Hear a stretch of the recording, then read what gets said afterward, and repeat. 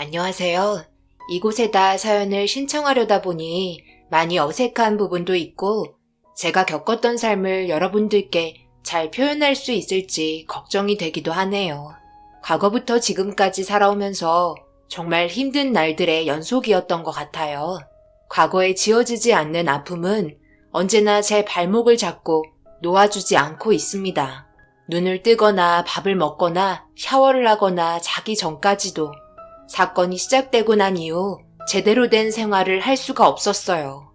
제발 이제 그만 떠올리고 싶은데 여기에 사연을 올리면 제 마음 어느 정도 치유받을 수 있을 것 같아 용기 내서 신청하게 되었습니다. 그러니 부디 지나치지 마시고 제 사연 꼭 들어주셨으면 좋겠어요. 결혼하고 가정을 꾸리신 많은 분들께서 어느 정도 아이도 크고 자리가 잡혀있는 가정이라면 뭐가 제일 먼저 떠오르시나요? 저는 저희 남편이 오늘 하루 아무 일 없이 무사히 집에 돌아오게 해달라고 매일 기도합니다. 살다 보니 그런 부분들이 불안해지더라고요.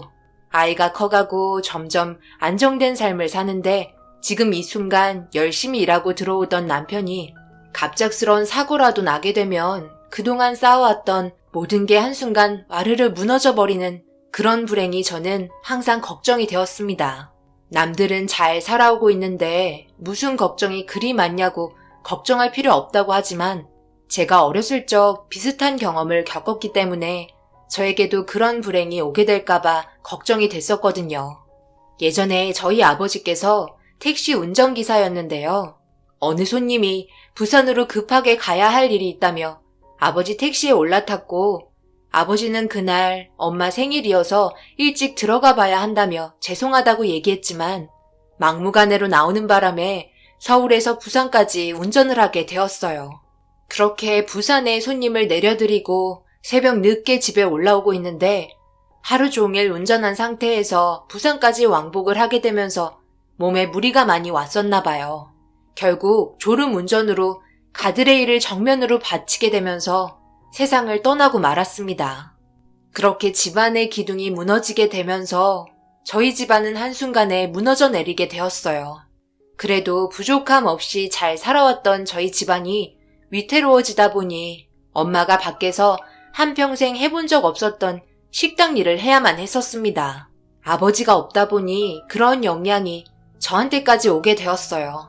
엄마는 늦은 저녁 때까지 저를 먹여 살리려고 일을 해야 했고 하루하루 아버지를 그리워하며 보낸 시간에 눈물을 흘리고 있을 때 엄마는 제 앞에서는 눈물 한 방울 보여주지 않으셨지만 늦은 새벽 이불 속에서 오열하며 눈물을 흘리셨습니다. 그런 모습에 위로라도 해드리려 들어가 보면 울다 지치셨는지 아버지 영정사진을 감싸 안고 겨우 잠이 드셨어요. 그리고 술에 의존하지 않으면 하루하루 살아갈 수 없으셨습니다. 그렇게 세월이 지나면서 저희는 작은 방 하나 딸려있는 호프집을 오픈하게 되었고 매일 저녁 시간만 되면 술에 찌들어 정신 못 차리는 손님들을 보며 그런 손님을 부축해주는 엄마를 보고 있으니 너무 가슴이 아파졌습니다. 당시 초등학생밖에 안 된 저는 아무런 힘도 되어줄 수 없었고 제가 할 수 있는 건 오로지 설거지뿐이었어요. 그런데 어느 날 장사가 끝이 나고 문을 잠그고 자고 있는데 갑자기 와장창 깨지는 소리가 들리더라고요. 저는 그 소리에 너무 놀라 눈물을 흘리며 엄마 뒤에 숨었어요. 엄마는 누구냐며 소리를 질렀고 술집 안으로 들어온 건장한 남자들은 술 한 잔만 하려고 했는데 문을 안 열어줘서 부수고 들어왔다는 충격적인 말을 꺼냈습니다.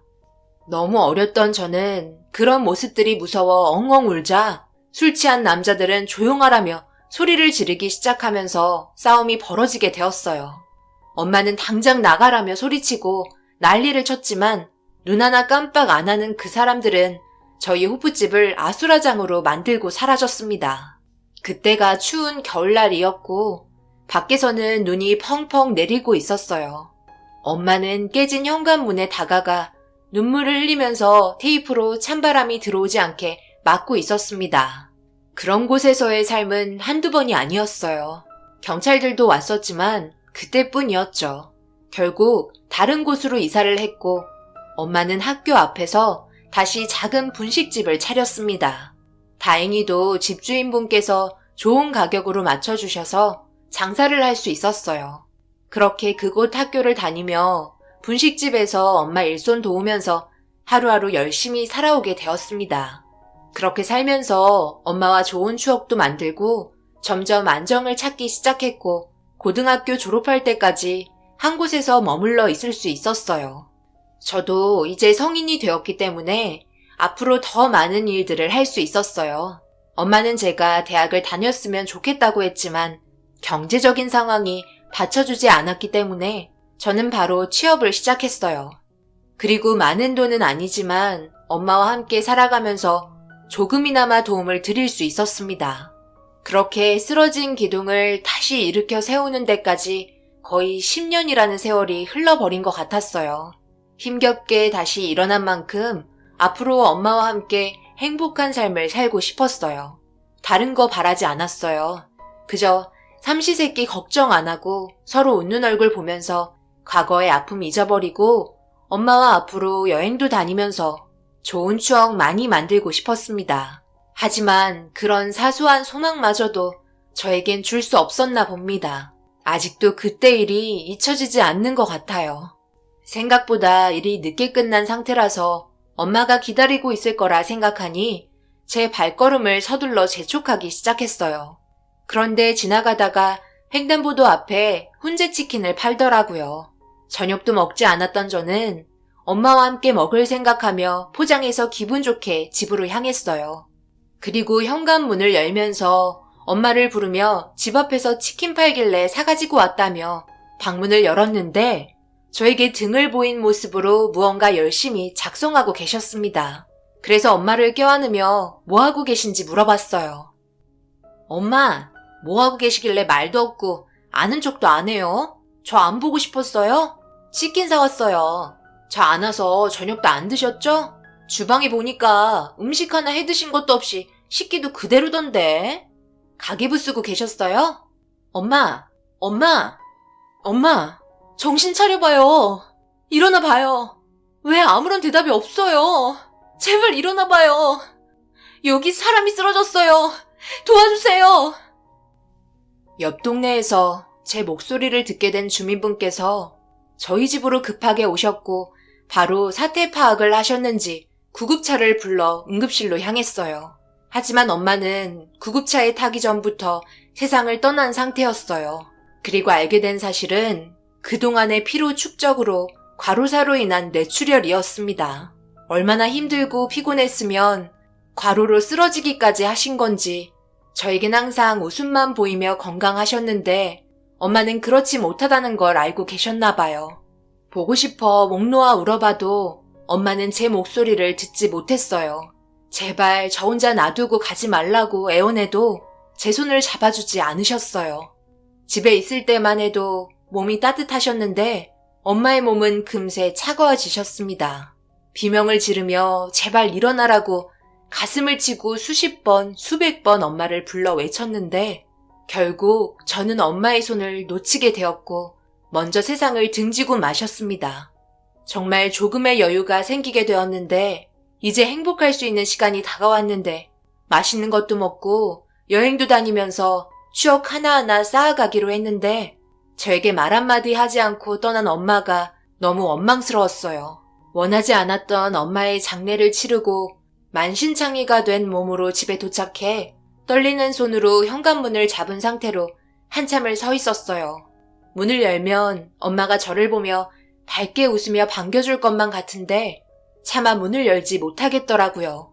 여는 순간 제가 상상했던 순간들이 전부 사라지고 어두컴컴하고 차가운 공기만 남은 현실이 보일까봐 너무 두려웠습니다. 그렇게 한참 동안 현관 앞에서 주저앉아 울고 있었을 때 계단에서 올라오던 한 사람이 있었어요. 고개를 푹 숙이고 울고 있는 제 앞에서 걸음을 멈추더라고요. 저는 고개를 들었고 저에게 손수건을 건네던 남자는 옅은 미소를 띄었어요. 무슨 일인지 모르겠지만 눈물은 오늘만 흘리세요. 당신의 삶이 힘들어지는 모습을 누군가가 바라볼 때 그 사람 또한 가슴이 아프고 똑같이 눈물을 흘린다는 걸 알아주셨으면 해요. 그리고 그 아픔을 혼자 갖고 있지 말고 주변 사람들과 나눠보세요. 그럼 한결 편해질 거예요. 제가 그렇게 도움을 받아서 아픔을 딛고 일어설 수 있었거든요. 저와 처음 마주한 남자의 차분하고 조용한 목소리와 저에게 건네준 손수건은 제 마음을 어느 정도 진정시켜 주었어요. 그리고 누군가 바라볼 때 똑같이 힘들어한다는 말에 하늘에서 저를 바라보고 계신 부모님께서 가슴 아파할 것 같은 생각이 스치게 되었습니다. 제가 이렇게 매일 눈물로 삶을 살아가는 걸 부모님 또한 원치 않을 것 같았어요. 그래서 저는 용기 내 현관문을 열고 들어갔습니다. 그리고 그날 모든 걸 눈물로 쏟아냈어요. 회사에서는 저에게 며칠의 시간을 주었고 마음 충분히 추스르고 다시 출근했습니다. 돈을 벌어야 하는 목적이 사라져서 매일 똑같이 움직이는 기계처럼 생활했지만 그래도 눈물은 흘리지 않았어요. 그런데 어느 날 야간 근무를 끝내고 집에 들어왔는데 누군가 저희 집 초인종을 눌렀고 현관문 밖에서 들린 목소리는 저에게 손수건을 건넨 윗집 남자였습니다. 조심스럽게 문을 열어보니 저에게 검은 봉투를 살짝 열린 문틈으로 밀어 넣어 주었어요. 건네받은 저를 바라보며 힘내라며 밝은 웃음으로 바라봐 주었고 계단으로 다시 올라가는 모습을 바라본 후 현관문을 닫았습니다. 그리고 봉투 안에 들어있던 건 귤 몇 개가 들어있었어요. 하지만 그게 끝이 아니었어요. 매일 현관문을 두드렸고 귤이 담긴 봉지를 저에게 건넸습니다. 그만하시라고 말을 해도 현관문을 열어주지 않아도 현관문 손잡이에 걸어두었고 힘내라는 쪽지를 건네주었어요. 반복되는 일상 속에 갑자기 저에게 접근한 남자의 밝은 모습이 저에게 도움이 되기 시작했고 웃음을 잃었던 얼굴에 미소가 지어지기 시작했어요. 그리고 알게 된 건 자신도 부모님이 사고로 동시에 돌아가시게 되면서 정말 힘든 삶을 살아왔었는데 옆집 할머니께서 집에 홀로 남겨진 자기에게 빵과 우유를 매일같이 주면서 힘내라고 얘기했었고 자기가 살아야 할 이유가 생기게 되었다며 과거의 일들을 풀어놓게 되었어요. 그리고 그런 모습 나빠 보이지 않아 밖에서 간단하게 밥 한 끼 할 수 있는 사이가 되었습니다. 저에게 친구가 한 명 생기게 되었던 거죠. 처음부터 모든 걸 터놓은 상태여서 그런지 이 남자와 대화할 때는 마음이 편하고 심적 안정을 느끼게 되었어요. 그런 시간들이 점점 길어지게 되면서 저는 사랑이라는 감정을 느낄 수 있었습니다. 그리고 남편도 그렇고 저도 마찬가지로 부모님 없이 결혼을 진행했어요. 가진 게 없었기 때문에 아주 조촐하게 식을 진행했고 저희는 부부가 되었습니다.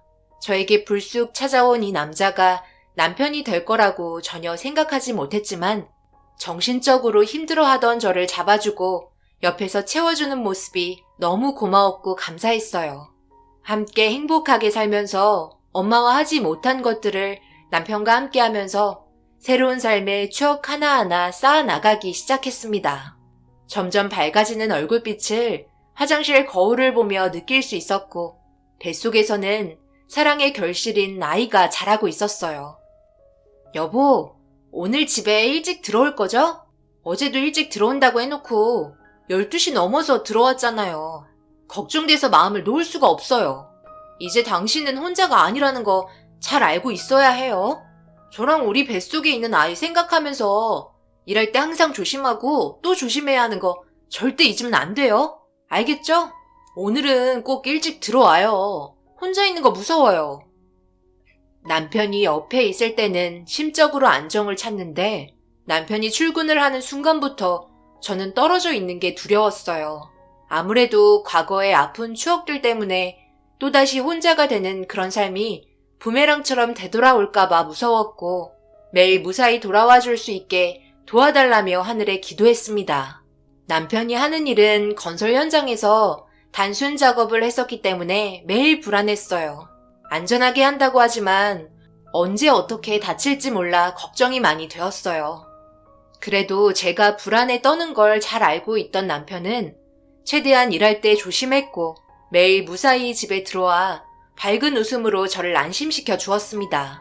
그렇게 시간은 흘러 남편 손을 잡으며 출산을 했고 세상에서 제일 이쁜 딸을 낳게 되었어요.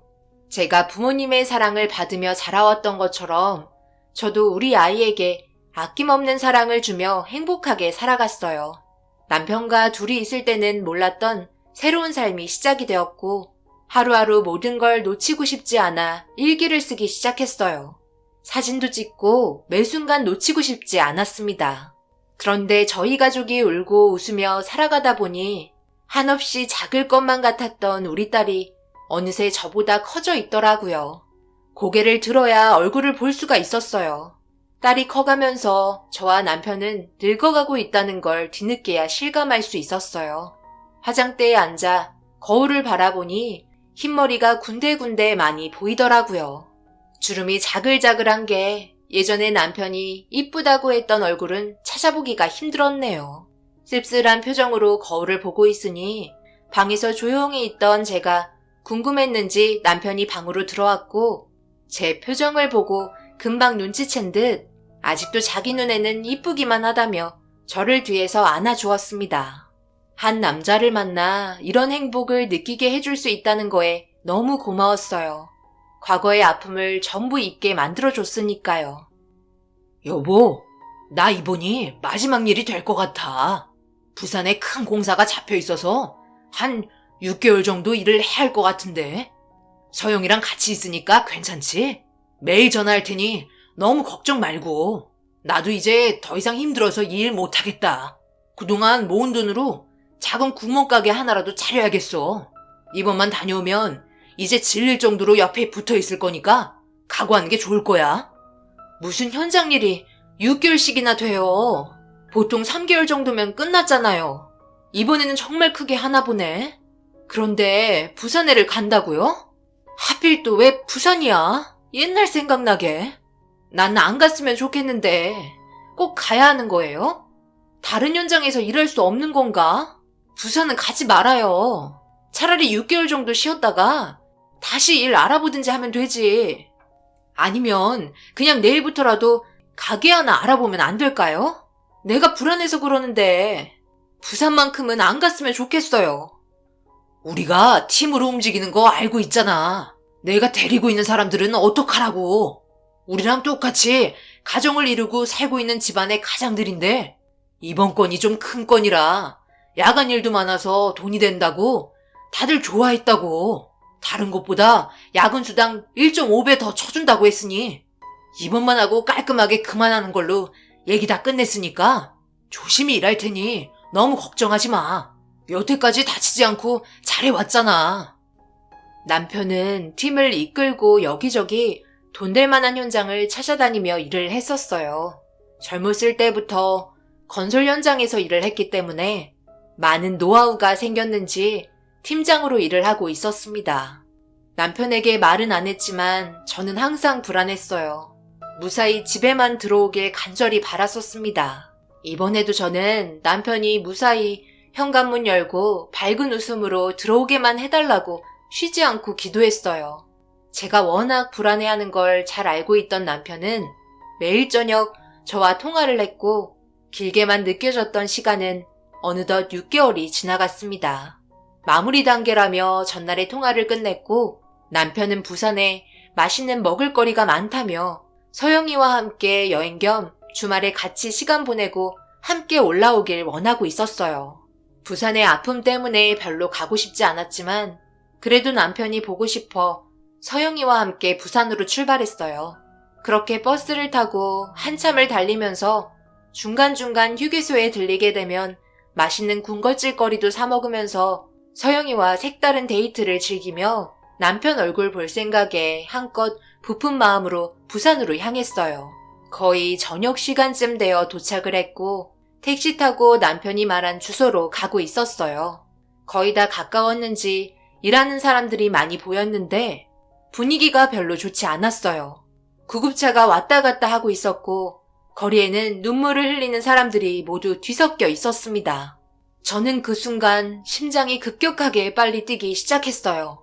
제가 손을 떨면서 불안해하고 있는데 그 순간 택시기사는 도착했다며 아수라장이 된 목적지를 손으로 가리키며 건물이 붕괴된 모습을 보고 경악을 하고 있었습니다.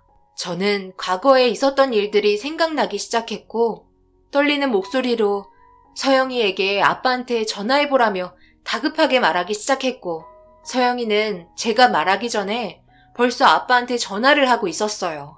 그런데 남편의 전화는 꺼져 있다는 소리만 반복해서 들려왔습니다. 수십 번, 수백 번 전화를 해도 남편은 받지 않았어요. 저는 오열하며 급하게 현장으로 달려갔는데 위험하다며 저를 막아선 분들 때문에 남편이 현장에 있는 것 같다며 살려달라고 애원을 했어요. 그런데 예전에 저희 집에서 식사를 같이 했던 남편과 친분이 있었던 팀원 중 한 명이 저에게 다가왔고 어두운 표정으로 고개를 숙이고 있었습니다. 저희 남편은 어떻게 된 거예요? 지금 어디 있는 거예요? 별일 없는 거죠? 제발 대답 좀 해봐요. 우리 남편 전화를 안 받아요. 저기에 있는 거 아니죠? 제발 아니라고 대답 좀 해줘요. 저희 남편 빨리 데리고 와달라고요. 살려주세요. 제가 이렇게 부탁할게요. 얼굴이라도 볼 수 있게 해주세요. 제발 내 앞에 나타나줘. 제발. 당신마저 날 이렇게 떠나면 안 되는 거잖아. 왜 나에게 이런 슬픔을 주는 건데. 내가 얼마나 불안해하는지 알면서 그만 장난치고 내 앞에 나타나줘. 나랑 서영이 어떡하라고. 불안했던 느낌은 빗나가지 않았고 산사태로 인해 공장을 밀고 들어오면서 붕괴가 되었다는 말을 듣게 되었어요. 살아있을 수도 있다는 희망 하나를 서영이 손을 붙잡으며 제발 목숨만은 살려달라고 애원했습니다.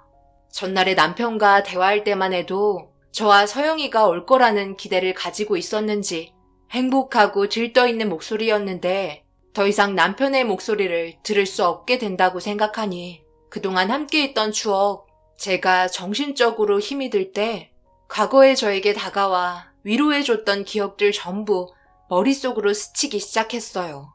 그렇게 저희는 남편의 얼굴을 확인하기 위해 그 자리를 떠나지 않았고 붕괴된 공장의 모습이 조금씩 드러나기 시작했어요. 그런데 옆에서 어떤 분이 충격적인 말을 꺼내셨어요. 토요일 마무리 작업이었기 때문에 그곳에서 책임자였던 남편이 마무리 작업하고 나온다며 차단기를 내리고 있었을 거라는 얘기를 하면서 공장에는 남편 외에는 다른 사람은 없었을 거라는 말에 결국 저는 끝까지 부여잡고 있던 정신을 놓게 되었고 그 자리에서 쓰러지고 말았습니다. 그리고 눈을 떴을 때 응급실에 누워 있었고 곁을 지키고 있던 서영이에게 아빠는 찾았냐고 물어보니 복구 작업을 계속하고 있지만 찾지 못했다며 아무래도 오래 걸릴 것 같다는 현장의 상황을 들을 수 있었어요. 병원에 누워있을 시간이 없었고 다시 현장으로 가기 위해 몸을 일으키려 하자 서영이는 저까지 어떻게 될까봐 두렵다고 눈물을 보이고 있었습니다. 하지만 딸의 목소리가 제 귀에 들리지 않았어요. 저는 택시를 타고 다시 현장으로 향했고 저녁 늦게까지 이어지는 복구 작업에도 남편은 모습을 드러내지 않았습니다. 그런데 복구 작업이 90%까지 진행이 되었는데도 남편의 흔적은 어디에서도 찾아볼 수 없었어요. 어찌된 영문인지 전혀 알지 못했고 이런 상황을 어떻게 받아들여야 할지 전혀 모르겠더라고요. 결국 산사태로 인해 공장은 무너졌지만 인명피해는 단 한 명도 없었습니다. 그런데 분명 현장에 있었다던 남편은 만날 수 없게 되자 한 번 더 찾아봐달라고 애원했고 공장 구석구석 전부 찾아봤지만 어디에도 남편은 보이지 않았어요. 하늘로 솟은 건지 땅으로 꺼진 건지 얼굴이라도 봐야 마음의 준비라도 할 텐데 그렇지 못해 더 미칠 것 같더라고요. 결국 아무것도 찾지 못한 저는 남편을 사망신고해야 하는 건지 근처의 변호사 사무실에 찾아가 물어봤어요. 아직 아무런 단서조차 찾지 못했기 때문에 사망신고는 할 수 없다는 결론이 나왔고 실종신고부터 하게 되었습니다. 공장 내부는 90% 회복이 되었지만 남편은 끝내 나오지 않았어요. 공장 옆에 개천 하나가 있긴 했는데 장마가 막 끝난 시점이라 토사가 흘러가고 있긴 했었어요. 그래서 같이 쓸려 나간 건 아닌지 추측을 하게 되었고 개천을 따라가면서 혹시 모를 상황에 구석구석 찾아봤지만 그것 또한 단서 하나 없이 끝나고 말았습니다. 아직 제 눈으로 확인하지 않았기 때문에 남편이 세상 떠났다는 말을 믿고 싶지 않았고 언젠가 저에게 전화를 걸어 밝은 목소리로 제 이름을 불러줄 거라는 기대를 가지고 버텼습니다. 하지만 그 기간이 점점 길어질수록 기다리는 저도 지치게 되더라고요. 정신이 말라버려 아무것도 할 수 없을 정도가 되었고 시간은 계속해서 흘러갔어요. 그런 모습을 지켜보고 있던 서영이에게도 저는 아무런 도움도 주지 못한 채 의미 없는 삶을 살고 있었습니다. 엄마, 이제 우리 그만 아빠 놓아줄까? 우리가 기다린 시간이 자그마치 9년이야. 언제까지 기다릴 건데? 너희 아빠 무슨 수를 써서라도 찾아올 거라고 난 믿고 있을 거다. 작은 단서조차 발견되지 않았다는 건 분명 어딘가에 살아있다는 거고 나는 느낄 수 있어. 너희 아빠 살아올 거니 놓아준다는 그런 말 다시는 입 밖으로 꺼내지 마. 그럼 계속 이렇게 살겠다는 말인 거야? 그런 희망을 가지고 있으면 제대로 된 삶을 살면서 기다리던가. 저녁만 되면 방에서 맨날 울기만 하잖아. 아빠 사진 껴안고 울다 잠이 들잖아. 그런 모습 보는 나는 어떨 것 같은데? 왜 내 생각은 하지 않는 거냐고. 엄마, 나도 좀 살자. 제발 부탁이야. 아빠가 살아있다면 언젠간 돌아오시겠지. 그럼 그때까지 우리가 잘 살고 있었다는 모습을 보여줘야 하지 않겠어? 그러니 엄마도 이제 모든 걸 털어버리고 정상적인 삶을 살았으면 좋겠어. 딸은 자기 아빠가 세상을 떠났다고 생각하는 것 같았어요. 저는 아니었는데 딸은 그만 받아들이라고 눈물을 보였습니다. 왜 저에게 이런 일이 벌어지는 걸까요? 행복이란 단어는 저에게 어울리지 않는 것 같았습니다. 작은 방에서 눈물을 흘리며 누군가와 통화하는 딸의 목소리가 제 귀에 들려왔고 멍한 상태로 둘의 대화를 듣고 있었어요. 아무래도 우리 결혼할 수 없을 것 같아. 엄마가 점점 이상해지고 있어. 더 이상은 힘들 것 같아. 미안해. 우리 그만 헤어지자. 결혼은 할 수 없겠어. 나도 당연히 결혼하고 싶지. 하지만 나는 엄마가 우선이야. 이대로 내가 떠난다면 엄마는 어떡하라고. 너무 불쌍하잖아. 예전부터 엄마는 계속 혼자였어. 나까지 떠난다면 더 이상 살아가지 못하실 거야. 그러니 다른 좋은 여자 만나서 행복하게 살아. 오늘 용기 내서 좋은 남자 있다고 말하려고 했는데 엄마의 상태를 보니 도저히 입이 떨어지지 않네. 잘 살고 행복해. 이만 끊을게. 서영이는 전화를 끊음과 동시에 오열하기 시작했어요. 저 때문에 사랑하는 사람과 헤어지게 했다는 생각에 제 자신에게 충격으로 다가왔고 저 때문에 딸의 인생까지 엉망진창으로 만들고 있는 것 같아 이렇게 사는 건 서영이에게도 불행을 안겨주는 거라 제 아픈 마음속 깊이 접어두고 서영이 방으로 들어갔습니다. 이불 속에 파묻혀 눈물을 흘리고 있는 딸의 머리를 쓰다듬어주며 미안하다고 얘기하면서 그동안 엄마로서 딸을 방치한 잘못을 용서해달라고 했어요. 그렇게 딸의 행복을 위해 기운을 차리려고 노력했고 그런 모습에 서영이도 조금씩 미소를 보여주기 시작했어요. 앞으로 제 딸은 좋은 일들만 가득하길 바랬습니다. 제발 불행은 저에게서 끝이 났으면 했어요. 그리고 그토록 원하고 있었던 결혼식을 진행하게 되었어요. 그동안 열심히 살아왔는지 서영이 결혼을 축하해 주려고 오는 사람들이 많더라고요. 정서방은 인사하기 바빴고 행복해서 밝게 웃고 있는 서영이의 모습을 지켜보니 저도 미소가 저절로 지어졌습니다. 그렇게 식이 시작하기 전 리허설을 하려고 예식장을 둘러보고 있는데 맨 앞에 정서방이 누군가와 대화를 하고 있더라고요. 정서방의 표정이 별로 좋아 보이지 않았고 무슨 일이 있는 것 같아 천천히 그곳으로 발걸음을 옮겼어요. 그런데 신랑 측 혼주석 자리에 앉아있던 사람이 어디서 많이 본 것 같은 얼굴이라 인상을 찌푸리며 가까이 다가가 의문의 남자 앞에 서게 되었고 그 사람의 얼굴을 보는 순간 그 자리에서 털썩 주저앉고 말았습니다. 제가 그토록 보고 싶어 했던 남편이었어요. 도저히 믿기지 않아 남편을 계속해서 바라봤고 남편 또한 저를 아무 말 없이 바라보고만 있었습니다. 너무 갑작스러운 상황에 당황한 저는 복잡 미묘한 감정에 눈물을 흘렸고 9년 만에 내 앞에 나타난 남편에게 조심스럽게 입을 뗐어요. 여보? 어디 갔다가 이제 온 거야? 여긴 어떻게 알고 온 거야? 내가 얼마나 당신을 보고 싶어 했는지 알아? 당신이 세상을 떠났을까봐 9년을 제대로 잠도 못 자고 매일 눈물로 하루하루를 살아갔다고. 너무 늦게 나타났잖아. 정말 너무해. 보고 싶어서 당신 사진 끌어안고 매일 불렀는데 이제 우리 품에서 떨어지지 마. 당신이 없는 동안 우리 서영이 나 때문에 정말 힘들어했는데 잘 버텨주고 좋은 남자 만나 결혼까지 하게 됐어. 우리 딸 정말 대견하지? 그런데 왜 아무 말 없이 내 얼굴만 쳐다보고 있는 거야? 아무 말이라도 좋으니까 무슨 말이라도 해봐. 당신 목소리가 듣고 싶었다고. 왜 나를 보고 웃고만 있는 건데. 사랑해 여보. 너무너무 사랑해. 당신이 너무 그리웠어.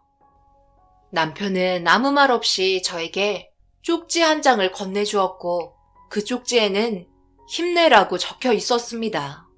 남편이 저에게 매일 귤봉지를 줬을 때 남겨뒀던 쪽지에 적힌 힘내라는 말이었어요.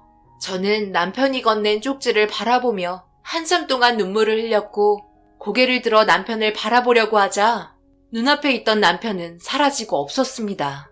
사방을 둘러봐도 남편은 없었고 저를 바라보고 있던 정서방과 바깥사도는 저를 바라보며 무슨 일이냐고 당황해하고 있었어요. 아이고 사부인, 괜찮으세요? 정신이 드신 거예요? 장모님, 괜찮으신 거예요? 정신이 드세요? 제가 부축해드릴게요. 죄송합니다. 죄송해요. 제 딸 결혼식에 제가 결례를 일으켰네요. 제가 너무 긴장했었나 봐요. 정서방, 나 화장실 좀 부축해 줄 수 있겠나? 그제서야 정신이 들은 저는 알 수 있었어요. 환영을 받던 거고 제 머릿속의 기억이 남편을 만들었다는 걸 알 수 있었습니다. 서영이 결혼식에 함께하지 못한 남편이 너무 보고 싶은 나머지 바깥사돈을 보고 환영을 본 것 같았어요. 그리고 제 손에는 손수건이 쥐어져 있었습니다. 제가 오열하자 바깥사돈이 건넨 손수건을 제가 매일 지니고 다녔던 남편의 쪽지로 착각을 한 것 같았어요. 저는 그 자리에서 주저앉아 눌러왔던 감정이 터지고 말았습니다. 행복한 서영이 결혼식 날 눈물을 보이면 안 되는데 감정 조절이 되지 않았고 아주 잠깐이지만 남편을 보게 되어 너무 기분이 좋았었어요. 한 사람을 하염없이 그리워하다 보면 환영을 보게 된다는 말을 들은 적이 있었어요. 제가 눈물을 흘리고 있자 서영이가 놀란 듯 저에게 다가왔고 괜한 걱정과 결혼식 망칠까봐 결혼하는 모습이 실감나지 않아 눈물을 흘린 거라며 무슨 말을 하는지도 모를 정도로 횡설수설하면서 정서방의 부축을 받으며 화장실로 자리를 옮겼습니다. 그렇게 마음을 진정시킨 뒤 서영이의 결혼식이 무사히 끝이 날 수 있었어요. 정말 행복하길 바랬습니다. 모든 일과를 마치고 집에 들어온 저는 조용한 방에서 남편의 사진을 보며 잠이 들었어요. 그런데 전화가 울리기 시작했고 모르는 전화번호길래 받아보니 충격적인 소식을 들을 수 있었어요. 저희 남편으로 추정되는 흔적을 발견했다는 연락을 받게 되었습니다. 기쁨과 동시에 그동안의 희망이 한순간에 무너지는 순간이었어요. 저는 급하게 부산으로 내려갔고 주민의 신고로 발견된 곳에서 조사가 이루어지고 있었어요. 공사 현장과는 한참 떨어진 곳이었어요. 급류에 휩쓸려 떠내려와 토사에 묻혀 있다가 그동안의 세월로 인해 모습을 드러낸 것 같았습니다. 그때는 찾으려 해도 찾을 수 없었는데 우연인 건지 서영이 결혼식 날 모습을 드러냈다는 게 참 의아했어요. 확실한 건 유전자 검사를 해봐야 했지만 확실할 것 같았습니다. 얼마 남지 않은 잔해 속에 남편이라는 걸 알 수 있었던 건 이리저리 찢긴 옷이었어요. 제가 일하다가 구멍난 곳을 바느질로 메꿔준 적이 있었거든요. 그런 흔적을 찾아볼 수 있었습니다. 그렇게 검사한 결과 남편의 유전자와 일치하다는 판정을 받게 되었을 때 그제서야 확인이라도 할 수 있어서 다행이었습니다. 눈물은 멈추지 않았지만 제 곁에 항상 있어줄 수 있다는 거에 너무 감사했어요. 이 소식을 신혼여행 다녀온 뒤에 서영이에게 알렸고 납골당에서 아빠의 모습을 바라보며 하염없이 눈물을 흘렸습니다. 9년 만에 모두가 모일 수 있었네요. 저도 이제 마음 편히 살아갈 수 있을 것 같아요. 얼마 남지 않은 시간 서영이 손주 낳는 것도 보고 천천히 뒤따라 갈 테니까 그곳에서 조금만 기다려줘요. 항상 저와 서영이를 위해 열심히 살아준 여보, 고맙고 미안하고 사랑합니다.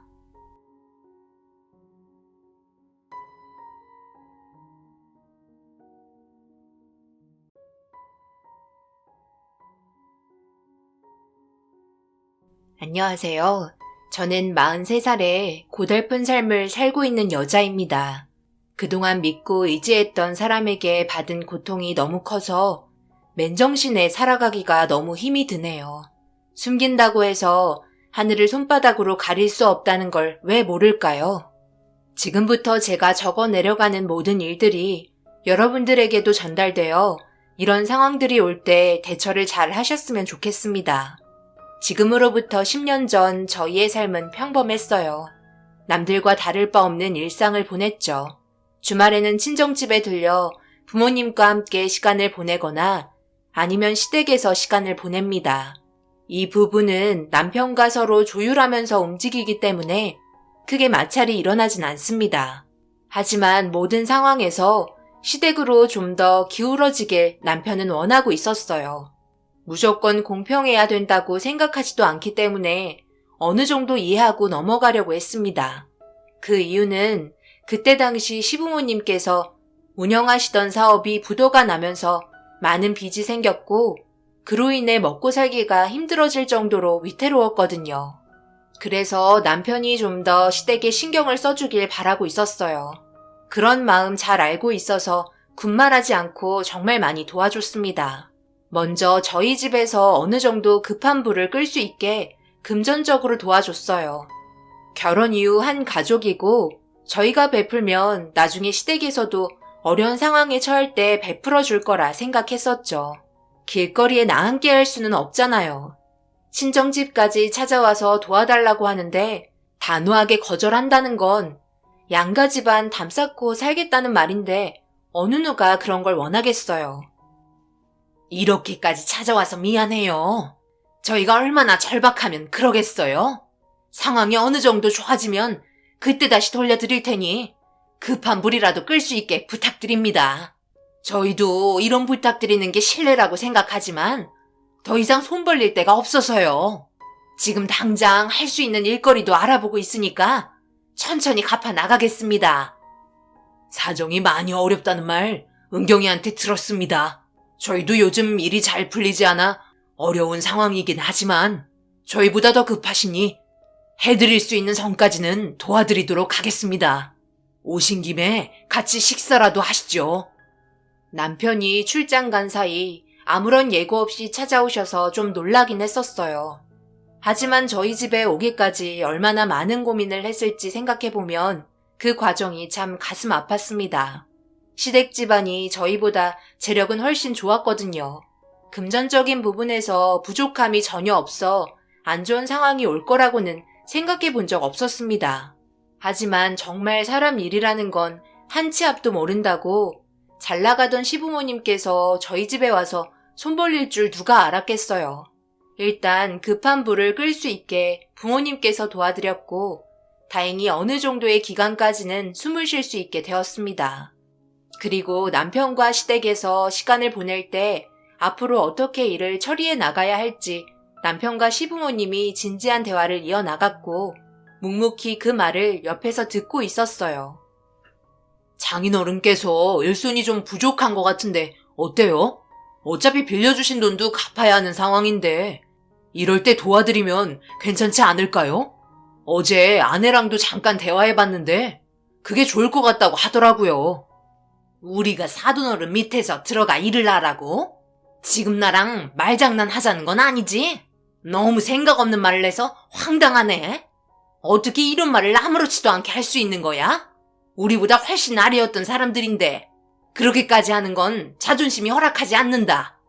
그러니까 2번 다시는 사돈과 같이 일하라고 얘기 안 했으면 좋겠는데. 기분 좋게 시간 보내다가 다 망쳤네. 아버지도 같은 생각이세요? 어느 집이 잘 살든 못 살든 지금 현실을 보세요. 어느 집이 잘 살고 있어요?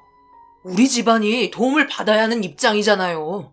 과거가 어떻든 그건 현재에서 중요한 부분이 아니에요. 자존심이 밥 먹여줘요? 그나마 저가에서 도와줘서 숨 쉴 만한 거잖아요. 이것저것 처지 따지다가 빚진 거 갚아야 할 시간 다가오고 그러다가 또다시 상황 힘들어지면 처가에 손 벌리게 해요? 아직까지 누구 집이 잘 살았다는 말을 하시는 거 보면 참 속 터지네요. 돈 벌리러 오셨을 때 기억 안 나세요?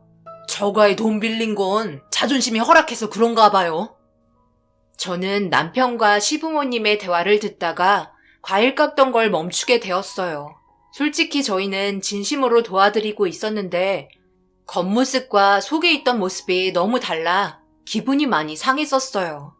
하지만 그 자리에서 화를 내는 건 아닌 것 같아 꾹 참았고 결국 집에 와서 이 문제가 감정적으로 터지게 되었고 평온했던 가정이 조금씩 금이 가기 시작했습니다. 저는 서운했던 감정을 얘기했지만 남편도 성격이 좀 날카로워졌는지 제가 나타낸 반응을 민감하게 받아들였고 결국 한동안 아무 말도 없이 지내게 되었어요. 어려운 상황일수록 서로 조심해야 하는데 저도 시어머니의 한마디에 너무 화가 났었어요. 남편도 이런 제 모습을 이해는 했지만 팔은 안으로 굽는 거라고 시부모님에게 서운하다는 말이 고깝게 들렸던 것 같았습니다. 어느 정도 시간이 필요했고 그렇게 서로에 대해 조금 더 조심하면서 지내다 보니 다시 예전처럼 돌아가게 되었어요. 하지만 그때의 기억은 여전히 잔상으로 남아있어 시댁에 갈 때마다 생각이 났어요. 모든 건 시간이 해결해 줄 거라 믿고 변함없는 모습을 보여드렸습니다. 그런데 시부모님 정신을 못 차렸는지 아니면 저희 집에서 또다시 돈을 빌려줄 거라 생각했는지 상당히 게으른 행동을 나타내셨고 결국 빚을 갚아야 하는 날이 다가왔음에도 불구하고 아무런 대책 없이 시간을 보내서 또다시 도움을 받아야 하는 상황이 생기고 말았습니다. 시부모님도 2번은 사돈댁으로 바로 가기 그랬는지 저희 집으로 오셨고 눈치를 보더니 저에게 다가와 제 손을 잡고 얘기하기 시작했어요. 얘야, 요즘 정말 일이 안 풀려서 시애미가 죽을 맛이구나. 이리저리 일거리를 알아봐도 마땅치 않아서 시간이 좀 더 필요할 것 같은데 이런 말 하는 게 염치 없는 건 알고 있지만 이번 한 번만 더 도와줄 수 있겠니? 마지막이다 생각하고 눈 딱 감고 사돈에게 한 번 더 손 벌려 봐라. 나중에 이자까지 확실하게 보태서 갚아줄 테니까. 그럴 수 있지? 아니요. 어머님 부탁 들어드릴 이유 없는데요. 생각해보세요. 충분히 저희 얘기 듣고 저희 부모님 일손 도와드렸으면 지금도 별 문제 없이 차근차근 빚 갚아 나갈 수 있었을 거예요. 그런데 그동안 집에서 놀고 먹고 하셨잖아요. 이 문제 때문에 남편과 얼마나 많이 다퉜는 줄 아세요? 현실을 보시라고요. 온 집안이 무너지고 있는 모습이 안 보이세요? 염치 없는 거 알고 계시면 미리미리 계획을 짜고 준비하셔서 염치 없는 일을 만들지 마셨어야죠. 저는 어머님이 하신 말 저희 부모님께 전달해 드릴 이유 없으니 더 이상 돈 문제로 힘들게 하지 않았으면 좋겠네요. 어머님은 제가 이렇게 나올 거라 예상하지 못했는지 잡고 있던 손을 급하게 빼셨고 자리에서 일어나 저를 향해 화가 난 눈빛으로 쳐다보기 시작하셨어요. 순식간에 안 좋아진 분위기로 인해 남편과 아버님이 저와 어머님을 떨어뜨려 놓았고 각자의 방으로 들어갔습니다. 당장이라도 제 머리를 잡고 흔들려고 하시는 것 같은 느낌이 들었어요. 그래도 해야 할 말은 하면서 살아야 속병이 나지 않을 것 같았습니다. 그만큼 참고 또 참았던 거죠. 결국 목마른 사람이 우물 판다고 시부모님은 부모님이 하시는 일을 도와드리게 되었어요.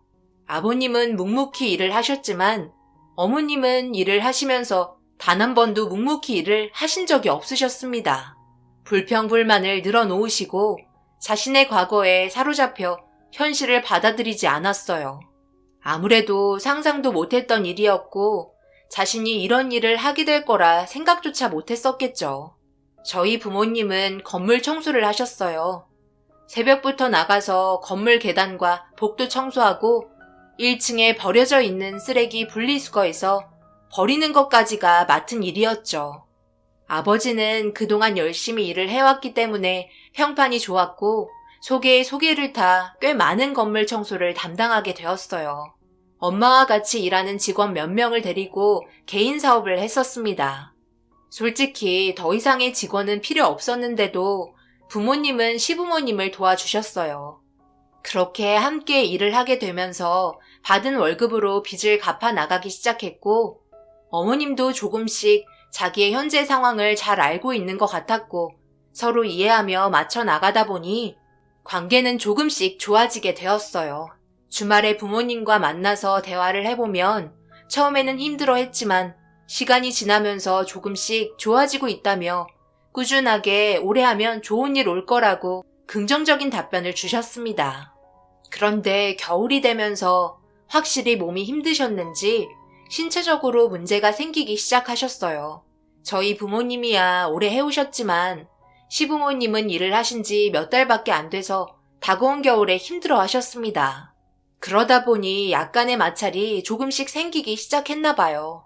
하지만 어려운 처지를 알고 있었기 때문에 부모님은 항상 이해해 주셨어요. 겨울에는 주말에도 일을 나가야 하는 경우도 있어서 남편과 함께 부모님 일손을 도와드리곤 했었습니다. 그래야 빨리 일을 끝낼 수 있잖아요. 그런데 엄청 추운 날이 있었어요. 열심히 몸을 움직이고 있었지만 깊숙이 들어오는 냉기는 막기 힘들었고 아무래도 일하는 데 있어서 문제가 하나둘 생기기 시작했어요.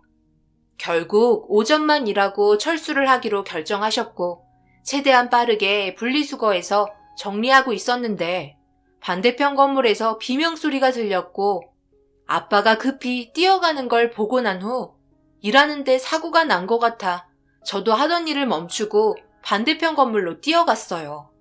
그런데 충격적이게도 엄마가 쓰러져 있었고 머리에 피를 흘리고 계셨습니다. 계단에서 굴러 떨어진 것 같았어요. 아빠는 곧바로 119에 신고를 한 뒤 구급차를 기다렸고 뒤이어 시부모님이 달려오셨습니다. 남편도 숨이 찬 상태에서 무슨 일이냐며 들어오더니 쓰러진 엄마를 보고 놀란 듯 비틀거리며 안절부절 못하고 있었어요. 시부모님은 119에 신고를 했냐며 걱정스러운 얼굴로 물어보셨고 저는 고개를 끄덕이며 엄마에게 정신 차리라고 소리쳤지만 엄마는 일어나지 못하셨어요. 구급차에 실려가는 엄마를 보며 오열을 했고 병원에서의 의식불명 판정을 받게 되었습니다.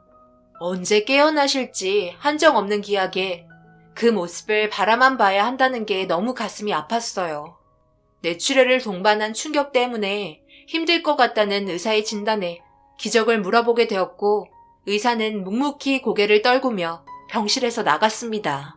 아침부터 일을 해야 할지 말아야 할지 갈등이 많았고 그런 상황에서 무리하게 일을 시작하려다 보니 이런 일이 벌어져 괜히 아빠를 원망하게 되었어요. 그리고 엄마 옆에서 깨어나기를 바라며 돌본 시간은 강산도 바뀐다는 10년의 시간이 지나가 버렸고 그 기간 동안 엄마는 그대로였지만 모든 삶이 많이 바뀌었습니다. 시부모님의 빚은 모두의 노력으로 다 갚은 상태였고 새로 시작한 사업은 성공적이어서 잘 되고 있었습니다. 그에 반해 저희 집안은 말이 아니었죠. 엄마가 병원 신세를 지다 보니 아빠도 힘들었는지 갑자기 몸에 경련을 일으키셨고 걷는 것조차 힘들어하셔서 병원에서 정밀 진단을 받은 결과 파킨슨 병이라는 판정을 받게 되었습니다. 처음에는 단순 근육통인 줄 알고 계셨어요.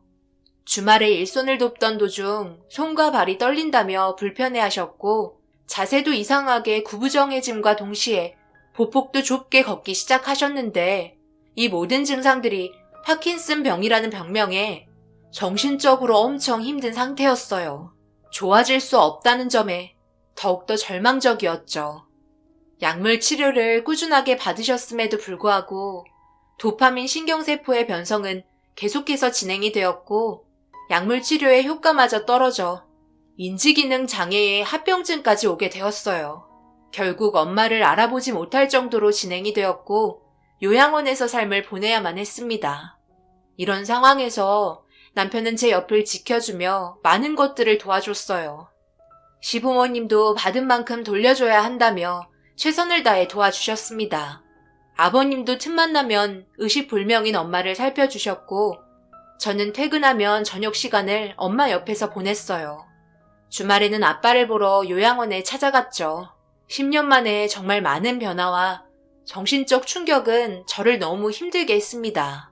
아빠와는 오래 있을 수가 없어서 저녁 먹기 전에 요양원에서 나왔어요. 그리고 다시 병원으로 향했죠. 그런데 남편에게 전화가 왔고 아버님이 엄마를 간호해주고 있다며 자기도 일 끝나고 병원으로 오겠다고 대화한 후 끊었습니다. 남편도 일이 바빠 주말 평일 할 것 없이 계속 나가서 일을 해야 했어요. 그렇게 병원에 도착을 했고 엄마가 있는 병실 문을 열었는데 우당탕탕 소리와 함께 아버님이 벌떡 일어나셨습니다. 뭔가 엄청 놀란 듯한 표정을 보이셨어요. 무슨 일 있냐고 물어보니 별일 아니라면서 급하게 병실에서 나가셨고 이상하게 생각하며 엄마 옆에 앉아 눈을 감고 있는 모습을 바라보면서 주변 정리를 해줬어요. 그리고 뒤이어 어머님도 병실에 도착을 했습니다. 매일 물어보시는 말이 엄마의 상태를 여쭤보셨어요. 전혀 움직임은 없는지 깨어날 기미도 안 보이냐고 걱정하셨고 뒤이어 아버님이 병실로 다시 들어오셨습니다. 붉게 달아오른 얼굴빛에 어딘가 불편해 보여 아버님에게 무슨 일 있냐고 물어봤어요. 별일 없다며 피곤한 듯 옆에 있는 의자에 앉으셨습니다. 아버님, 피곤하시면 먼저 들어가세요. 어머님도 들어가세요. 저 혼자 있어도 충분해요. 아버님 얼굴빛이 별로 좋지 않으세요. 괜찮다. 내 걱정은 말고 너 몸이나 신경 써라. 잠도 못 자고 요양원에 갔다가 병원에 있으려면 얼마나 힘드니? 쉴 때 좀 쉬어야 체력이 유지될 수 있는 거야. 그러니 오늘은 우리가 옆에 있어줄 테니 경태 오면 바로 집에 들어가거라. 그래, 그렇게 하는 게 좋을 것 같은데 요즘 얼굴빛이 너무 안 좋아. 이러다 쓰러지는 거 아닌지 모르겠네. 어차피 네가 하고 싶은 대로 결정하겠지만 가끔은 우리의 의견도 따라주는 게 좋지 않겠어? 그날 남편이 뒤늦게 병원에 찾아왔고 체력적으로 한계를 느낀 저는 집으로 돌아갔습니다. 하루만 쉬었는데도 몸은 예전처럼 발걸음도 가벼웠고 다시 열심히 일상을 보낼 수 있는 체력이 어느 정도 회복이 되었어요. 그렇게 바쁜 일상을 보내고 다시 병실을 찾았을 때 엄마는 평온한 표정으로 아무 일 없이 누워만 계셨습니다. 그렇게 시간은 계속해서 흘러갔는데 뭔가 문제가 하나 있었어요. 엄마의 배가 이상하게 조금 불러있더라고요. 다른 특별한 증상은 없었기 때문에 소화장애를 일으켜 뱃속에 가스가 찬 것 같아 다시 원래대로 돌아가겠지 생각했습니다. 그런데 시간이 지날수록 엄마의 몸 상태는 여전히 그대로였는데 배만 볼록하길래 뭔가 이상이 있다고 인지하게 되었죠. 병원에서도 엄마의 몸 상태를 크게 문제 삼진 않았었어요. 그냥 단순 복부 팽창 정도로만 생각하고 있었습니다. 누워만 있으니 아무래도 여러 가지 합병증이 오기 마련이었죠. 그런데 피검사를 한 뒤 뭔가 문제가 있었는지 의사 선생님이 급하게 병실에 들어왔고 몸 상태를 이리저리 살피기 시작했어요. 한참을 엄마의 배를 보고 간호사와 심각하게 대화를 이어나가던 도중 얼핏 듣게 된 내용은 충격적이게도 엄마가 임신한 것 같다는 내용이었어요.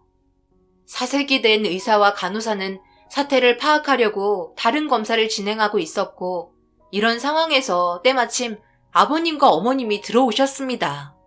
저에게 무슨 일이냐고 물어보길래 머릿속이 복잡해졌고 최근 들어 아버님의 행동이 이상했다는 걸 짐작한 저는 무섭게 아버님을 쳐다봤고 갑작스러운 돌발 행동에 당황한 시부모님은 왜 그런지 설명해보라며 저를 진정시켜 주려 했지만 엄마의 몸 상태를 봤을 때 상상할 수 없는 일들이 펼쳐져 화가 머리끝까지 차오르고 말았습니다. 방금 의사가 뭐라고 했는지 알아요? 엄마가 임신한 것 같다고 지금 정밀검사를 해봐야 한다고 했어요. 뭐라고? 임신? 그게 무슨 말이냐? 갑자기 임신이라고? 말도 안 되는 소리를 하고 있어. 임신할 이유가 없잖아. 그걸 왜 저한테 물어보세요? 아버님은 알고 있겠죠. 솔직히 말해보세요. 요 근래 아버님이 저희 엄마 옆에 계신 상황이 많이 있었잖아요. 그리고 저번에 왜 제가 들어왔을 때 놀란 듯 넘어지셨어요? 얼굴도 붉어지고요. 무슨 일이 있었던 거죠? 무슨 일이라니? 날 뭘로 보고 그런 말을 하는 거냐? 나는 절대 아니다. 지극정성으로 돌봐주기만 한 거지. 다른 일은 전혀 없었다고. 네가 들어왔을 때 그때는 정말 그냥 놀라서 그런 것뿐이야. 10년을 병간호했는데 나를 못 믿는 거냐? 그럼 엄마 배가 불러온 건 어떻게 설명할 건데요? 아버님이 일 끝내고 저보고 눈 좀 붙이라며 자리를 봐준 적도 한두 번이 아니었잖아요. 그것도 최근 들어 더 심해졌고요. 그런 정황들이 있는데 제가 의심 안 하게 생겼어요? 이 양반이 정말 정신 나갔나? 이 말이 사실이야? 정말 누워있는 안사돈을 건드린 거야? 이 쓰레기 같은 놈아! 그 순간 어머님이 아버님의 머리를 잡고 흔드셨고 병원은 순식간에 난리가 났습니다. 그런데 이 사실을 뒤에서 듣고 있었던 남편이 털썩 주저앉았고 정신이 나가버린 듯한 표정을 보이고 있었어요. 저도 그 자리에서 눈물을 흘리며 절대 가만두지 않겠다고 경찰에 신고를 하려던 찰나 아버님의 충격적인 한마디에 뒤통수를 제대로 맞게 되었고 시모의 얼굴에 손이 날아가고 말았습니다. 이 상황이 왜 이렇게까지 된 건데? 이게 전부 당신 탓이잖아. 당신이 일을 이런 식으로 끌지만 않았어도 문제될 건 없었다고. 나도 더 이상 숨기기 힘들어. 하루하루 살아가는 게 며느리한테도 재짓는 행동이라 더 이상은 나도 안 되겠어. 그래, 저런 안쓰러운 모습을 보니 불쌍해서 몇 번 손을 잡고 눈물을 흘린 적은 있어. 제발 우리의 잘못을 용서해 달라고. 최근 들어 밤만 되면 눈물을 흘렸어. 안사도는 모든 걸 다 알고 있잖아. 깨어나면 밝혀질 일인데 우리는 깨어날까봐 매일 몸 상태를 확인하러 와야 하고, 솔직히 돌봐주려고 오는 것보다 깨어날까봐 그게 두려워 매일 오는 거 아니었어? 당신 일하는 거 힘들다며 투덜거리다가 안사돈이랑 다투게 되면서 밀친 거 내 두 눈으로 똑바로 봤었다고. 그래서 건물 밖으로 도망친 거고 급하게 들어오는 척 연기한 거 아니야? 하늘은 가릴 수 없다고. 나는 안사돈에게 절대 그런 쓰레기 같은 행동하지 않았어. 정밀검사한다고 했으니 그때까지 기다리면 되잖아. 왜 내가 오해를 받아야 하는 건데? 엄청난 말에 충격을 받은 저는 어떻게 그럴 수 있냐고 시모의 얼굴에 손을 날리자 남편이 제 팔을 붙잡았고 그만하라며 소리를 지르기 시작했어요. 그런데 그런 남편의 행동이 이해되지 않았어요. 10년이에요. 그 10년 동안 저희 가족은 정말 힘들었고 이런 내 마음을 남편도 잘 알고 있을 거라 생각했어요. 그런데 남편도 제 눈을 회피하고 있었습니다. 그때 알았죠. 남편과 시부모님이 저를 속이고 있었다는 걸요. 남편의 가슴을 치며 용서하지 않겠다고 소리를 지르자 미안하다며 고개를 떨궜고 엄청난 배신감에 주저앉아 오열을 하고 말았습니다. 저는 그때부터 남편과 한 집에서 지내지 않았어요. 모든 상황에서의 법적인 처벌을 할 때까지 별거를 하고 있었습니다. 그리고 병원에서는 엄마의 상태를 확인하기 위해 병실에서 검사를 받을 수 있는 곳으로 옮기게 되었고 제가 알지 못하는 무언가가 또 드러날까봐 시댁 집안은 불안에 떨고 있었어요. 그렇게 병원에서 확인한 결과 충격적이게도 엄마는 임신이 맞았습니다. 그런데 그건 아버님의 행동으로 인한 임신도 아니었어요. 검사 결과 엄마는 상상 임신이었습니다. 의식불명 상태에 있긴 하지만 몸에서 어떤 변화가 일어나게 된 건지는 알 수 없는 상황이라며 초음파로 검사한 결과 실제 임신이 아니라고 확인을 하셨고 아무래도 정신적으로 문제가 생긴 것 같다며 약물 치료를 지속적으로 해야 할 것 같다는 충격적인 말을 들었습니다. 그런데 문제가 앞으로 점점 더 배가 불러올 거라는 말에 더 놀라게 되었어요. 상상 임신 또한 똑같은 임신이라서 신체적인 변화가 일어나는데 치료를 빠르게 진행하려면 자신이 임신을 하지 않았다는 영상을 보여줌으로 인해 실제 임신이 아닌 것을 깨닫고 정상적인 상태로 돌아갈 수 있는데 의식 불명 상태에서의 심리적인 문제를 치료하는데 기간이 오래 걸릴 것 같다는 말을 듣게 되었습니다. 이런 상황이 의사도 처음이라며 충격을 받은 상태였죠. 그런데 엄마의 상상 임신으로 인해 10년 동안 덮어두고 드러나지 않았던 엄마의 사고가 밝혀지게 되었고 모두 다 한패였다는 게 너무나 큰 충격이었어요. 결국 이 문제로 인해 법적인 처벌을 받기 위해 절차를 밟고 있었어요. 그런데 제 몸이 조금씩 이상이 생기더라고요. 그동안 정말 힘들어서 아이를 가질 수 없는 상황이었는데 이것도 이혼을 해야 하는 시점에 남편의 아이를 가지게 되었습니다. 너무나 큰 충격이었고 미친 듯이 눈물을 흘리고 말았어요. 정리를 하고 싶어도 정리할 수 없는 상황에 빠져버린 나 자신이 너무 불쌍했습니다. 나 임신했어. 당신 아이를 임신했다고. 어떡할 거야? 내 인생 어떡할 거냐고. 너희 집안은 모두 다 정말 쓰레기 집안이다. 임신? 네가? 그 애가 진짜 내 자식이라는 거 나는 믿을 수 없을 것 같은데? 너 나랑 이혼한다고 별거 있잖아. 그동안 무슨 일이 벌어졌을지 어떻게 알아? 술 먹고 함부로 굴렸을지 어떻게 아냐고. 나보다 네가 더 쓰레기 같은데? 뭐라고? 우리 별거 한 지 얼마나 됐다고. 고작 몇 달이야. 그 사이 나도 엄마 신경 쓰느라 내 몸 상태를 전혀 몰랐었다고. 그런데 별거 있다고 나를 쓰레기 취급해? 내가 술 먹고 함부로 몸을 굴렸다고? 진짜 이렇게까지 밑바닥을 보일 거라 생각하지 못했는데 내가 알고 있는 것보다 더 쓰레기구나. 너 같은 놈에게 임신했다고 말한 내가 잘못이다. 법정에서 보자. 남편의 충격적인 말에 하늘이 무너져 내렸고 저는 예정대로 시댁 집안에게 법적인 처벌을 요구했습니다. 오랜 기간 법적 다툼이 이어졌고 제가 원하는 결과대로 흘러가지는 못했어요. 남편에게 이런 사실을 묵인한 죄에 더불어 이혼 이자료와 정신적인 피해를 시댁 집안에 물었고 결정적인 사고의 범인인 어머님은 단순 우발적 사고이기 때문에 미수 적용 불가로 국민참여재판 진행 결과 만장일치 무죄 판결이 나게 되면서 그동안 숨겨왔던 죄에 대한 처벌로만 2년 6개월의 형량을 내리게 되었습니다. 법으로도 제대로 된 벌을 내릴 수 없었다는 게 너무나 가슴이 아팠어요. 그렇게 시댁 집안과의 인연이 끝이 났고 남편과는 더 이상 볼 이유가 없을 거라 생각했어요. 그런데 저는 만삭이 되고 출산까지 혼자 하게 되면서 너무나 많은 정신적인 고통을 혼자 다 느껴야만 했죠.